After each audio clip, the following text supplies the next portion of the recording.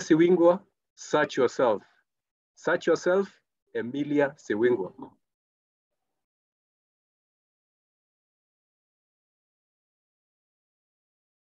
Toastmaster of the day, fellow Toastmasters and guests. Riddle me this: a king has no sons, no daughters, and no queen. For this reason, he must decide who will take the throne. To do this, he decides that he will give all the children in his kingdom a single seed, and whichever child returns with the largest, most beautiful plant, they will earn the throne. The throne being a metaphor for the kingdom.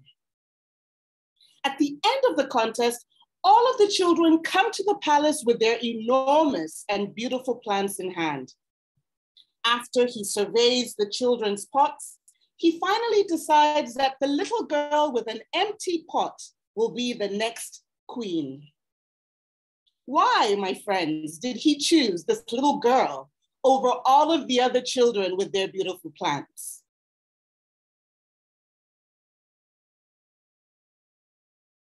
To those of you who might be familiar with this tale, you will know that the king distributed boiled seeds to all of the children in the kingdom, and that boiled seeds are not capable of growing. Therefore, he was able to pick the child who demonstrated integrity, the child who would respect his throne, the child who would serve honorably, and the child who would fail with excellence. In life, what is your character? What are your motives? What are your boundaries? As Toastmasters, we are in an organization that professes at its core the values of respect, the values of service, integrity, and excellence. I believe that it is imperative to search yourself. Let's look at character. Who are you when no one is watching? Forget that saying, dance like no one is watching. Who are you when no one is watching? When someone steps on your toe in a matatu, or when you get cut off in traffic while you're driving? What about if a complete stranger drops 10,000 Kenyan shillings and there's no one else for miles and no CCTV cameras to spot what just happened? What would you do in that circumstance? Well, according to John Hayes Hammond, character is the real foundation of all worthwhile success. If you define success by job positions and titles, then I rose to success at a fairly young age. Just 4 years after properly joining the workforce, I was able to attain the title of a Chief Executive Officer of the body that regulates the legal profession in Tanzania. But friends, it would only take 4 years for me to hit bottom after that meteoric rise. Imagine, I was a well-known face in the legal, civil society, and government circles. I had been appointed, after all, by the Minister for Justice to serve on a board, a Minister for Home Affairs to serve on a special committee, but almost overnight, the politics of the day knocked me right off of my pedestal, and I had no choice but to face the music. I could have decided to call a press conference, rant and rave about the injustice that had happened to me, or I could exit with grace. Let justice take its course and let God do what he is supremely able to do. I chose the latter. But if I am honest, if I could, I probably would have chosen the loud, fiery exit. But God is good. I was headhunted to go and work in South Africa. But to this day, I search myself. Search yourself. What are the motives behind your actions?